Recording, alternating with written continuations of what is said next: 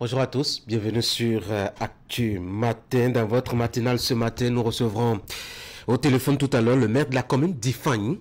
Avec Franck Kouécha, nous allons passer en revue ce qui fait l'actualité dans cette commune-là, à forte potentialité agricole, économique et surtout touristique.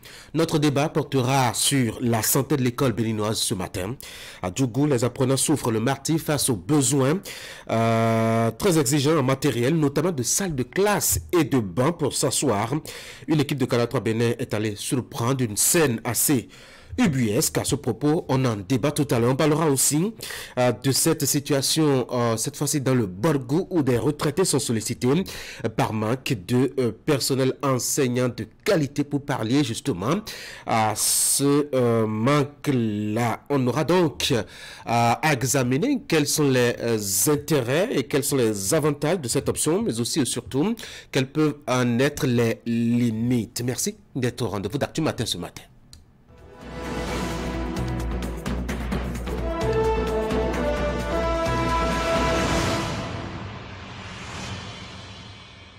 Et voilà donc pour la une d'un journal ce matin, on va commencer par Fraternité. Deuxième session ordinaire 2023 du Parlement. Les grands enseignements du message de Louis Vlavono. La lutte contre le terrorisme et la paternité responsable au cœur des préoccupations des 108 députés décorés par la grande chancellerie. Gestion des filières soja et kajou. Le gouvernement doit avoir une vision holistique de la situation. J'avoue que j'ai beaucoup de difficultés à lire. Réhabilitation des lampadaires scolaires photovoltaïques et des lampadaires conventionnels. Bientôt, les 3 principales voies d'accès de la ville de Cotonou éclairées. Alors, quelles sont ces voies? Achetez Fraternité et découvrez. Tournée statutaire du préfet de Louémé. Maoudou Djossou rassure Marie Apotrosou de l'avancée de sa commune. Passons à l'autre quotidien, nouvelle mandature de la haute juridiction. Qu'en est-il des nécessaires réformes au niveau de la haute cour de justice? Maté libre, paternité responsable, une loi se précise, soupçonne le journal sans un débat en plus. Appel aux enseignants retraités, le gouvernement justifie, mais visiblement ne convainc pas Maté libre. Département de la Donga, la fondation Mère Taïra fait don aux jeunes filles. Les détails à suivre donc à lire dans Matin Libre ce matin. Le matinal lutte contre l'insécurité à Cotonou. La police démantèle un ghetto. 3 personnes interpellées. 75 boulettes de chanvre indien et 19 motocyclettes saisies. Événement du jour, éclairage des principales voies d'accès à Cotonou. Les lampadaires solaires et filaires bientôt réhabilités. La boussole, incursion policière dans un ghetto de Sainte-Cécile à Cotonou. 3 individus arrêtés, des objets volés et du chanvre indien saisis. Le matin, deuxième session ordinaire du Parlement et études de loi de finances, exercice 2024. Le président Vlavono renvoie les députés à leur tâche. Le télégramme, conseil des ministres du mardi 31 octobre 2023.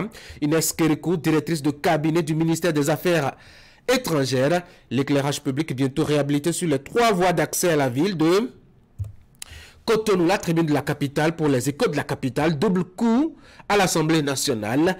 Ouverture de la session budgétaire et décoration de 108 députés dans divers grades.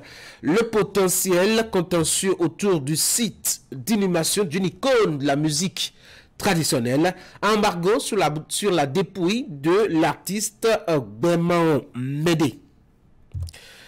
De retour à la une de Fraternité pour la deuxième lecture, deuxième session ordinaire de 2023 du Parlement. Les grands enseignements du message de Louis Vlavono à découvrir dans les colonnes de Fraternité qui vous propose à lire l'intégralité, faut-il dire, de son intervention, de son message. Mardi dernier, la lutte contre le terrorisme et la paternité responsable au cœur des préoccupations. 108 députés décorés par la grande chancellerie. Gestion des filières soja et kajou. Le gouvernement doit avoir une vision holistique de la situation. C'est un conseil avisé de Fraternité à l'endroit donc des dirigeants.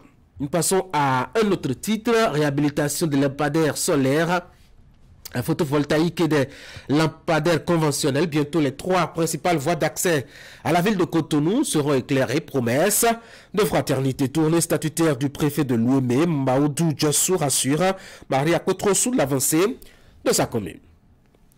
Voilà donc les informations relayées à la une des parutions ce matin.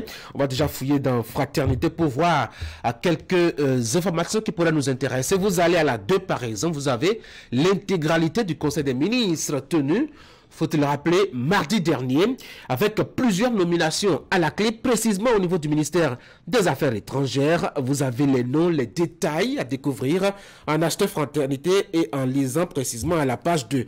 À la page 3, vous avez ce conseil avisé du journal, au sujet donc de la gestion de la filière soja et celle de Kadjoum. Il faut que le gouvernement ait une vision holistique de la situation. Alors, que dit le journal à propos justement de cette option? Eh bien, cette Fraternité lisait le quotidien qui écrit qu'en effet, pour pouvoir disposer sur place de ressources financières pour acheter les produits tropicaux, ils amenaient des cargaisons de riz au port de Cotonou et le produit de la vente de ce riz servait à s'approvisionner en produits tropicaux. Donc, l'État gagnait au cordon douanier par le dédouanement de ce riz et par les taxes payées au port par les navires. Aujourd'hui, ces navires n'arrivent plus et les recettes douanières ne se font plus sur ces produits-là. Il faut donc que le gouvernement ait des détails et des précisions sur comment est-ce que ça tourne ces deux filières. Il paraît que ça passe d'abord par l'introduction du riz ou l'importation du riz au Bénin à Cotonou. Et puis, Cotonou, justement, qui sera un carrefour d'un grand événement la semaine prochaine, carrefour de la valorisation des afro-descendants. C'est la 6e édition du Salon Afrique Unie. Patrick Sokebe nous en parle dans les colonnes du journal. Vous achetez le quotidien, vous lisez, vous découvrez ce que c'est que ce Salon Afrique Unie. C'est quoi son objectif, quelle est sa philosophie et qui sont ceux qui sont cachés derrière. Vous avez certainement eu quelques photos. Vous allez comprendre en lisant le quotidien de quoi est-ce qu'il s'agit précisément. On va passer maintenant au bulletin de l'information. Aux commandes le jeudi matin, une belle dame souvent, et elle est au rendez-vous ce matin. Krida, bonjour. Bonjour Tanguy et bonjour à tous. Dans le bulletin d'information, à ce tout à l'heure, les images de la journée d'hier, 1er novembre, consacrée justement à la célébration de la Toussaint. La communauté chrétienne catholique était au rendez-vous. C'est un jour qui draine souvent du monde dans les cimetières, occasion pour les vivants de rendre hommage à leurs parents défunts. Une célébration qui ne laisse pas la mairie de Cotonou indifférente. Une délégation de la municipalité a fait le tour de quelques cimetières à cet effet. Vous aurez des détails. Vous aurez aussi des détails à propos de l'ouverture des travaux du 8e Forum continental annuel des organismes de gestion des élections. C'est une initiative du département des affaires politiques, de la paix et de la sécurité de la Commission de l'Union africaine. De quoi s'agit-il réellement et quel est l'objectif de ce rendez-vous? Précision à suivre. Voici le bulletin de l'information.